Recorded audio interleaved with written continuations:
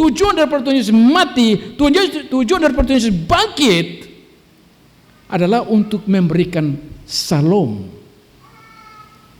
Nah, itu yang dikatakan dalam ayat 47. Dalam namanya berita tentang pertobatan, pengampunan dosa harus disampaikan kepada segala bangsa. Salom, damai sejahtera itu telah diberikan oleh Tuhan Yesus karena Dia telah mati, sekarang Dia bangkit. Kebangkitan Tuhan Yesus memberikan damai yang sesungguhnya kepada kita. Dengan kebangkitan Tuhan Yesus, maka berita tentang pengampunan itu menjadi begitu nyata. Karena dengan kebangkitannya Tuhan Yesus menunjukkan, memberitahukan kepada kita, Dia membuktikan bahwa Dia mengalahkan maut, Dia telah menanggung murka Tuhan, neraka telah ditanggung, maka ada damai.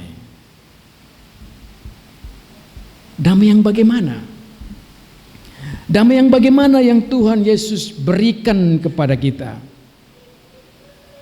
Kalau tadi saya katakan negara-negara mereka berusaha sekuat tenaga dengan memakai UN, United Nation, PBB untuk menciptakan kedamaian, tapi tidak ada kedamaian.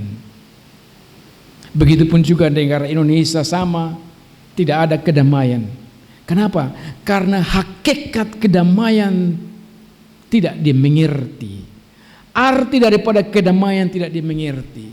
Yang diperlukan oleh manusia bukan damai antara bapa dengan mama, anak dengan bapa, anak dengan anak, kakak adik. Bukan. Tapi kedamaian yang Tuhan berikan pertama-tama ialah kedamaian antara Bapa di surga Allah Tritunggal dengan umatnya.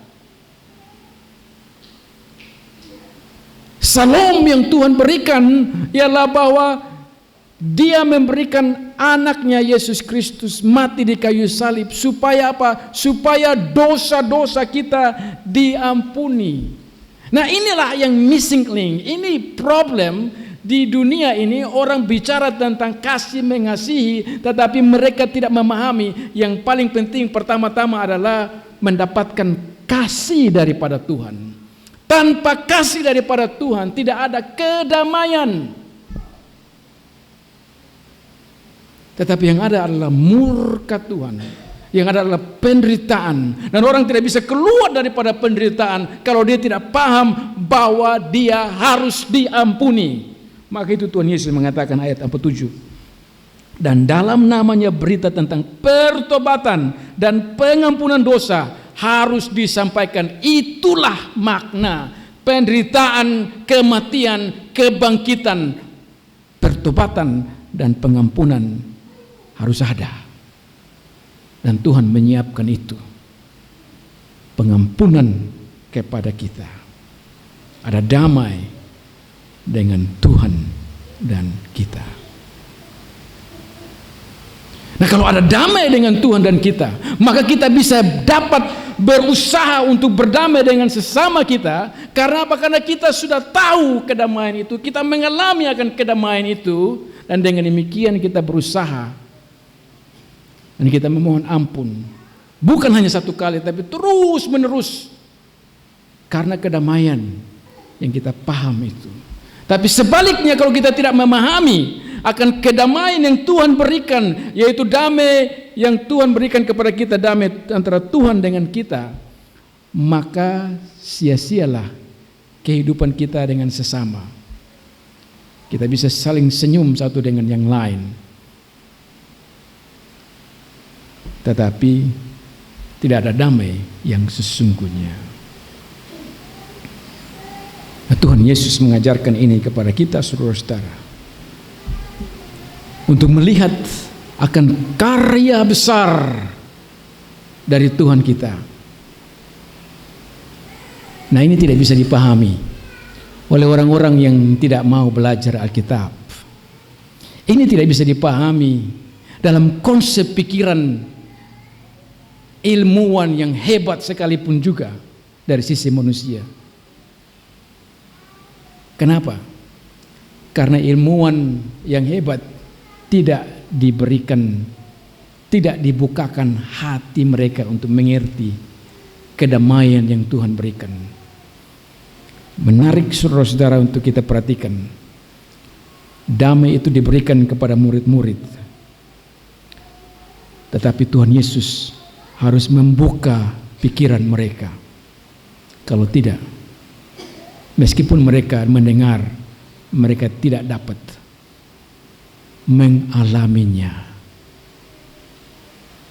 Maka itu saudara-saudara perhatikan ayat 45. Ini setelah semua dikasih tahu Tuhan Yesus. Lalu ayat 45 dikatakan, lalu ia membuka pikiran mereka. Itu kuncinya. Tuhan membuka pikiran.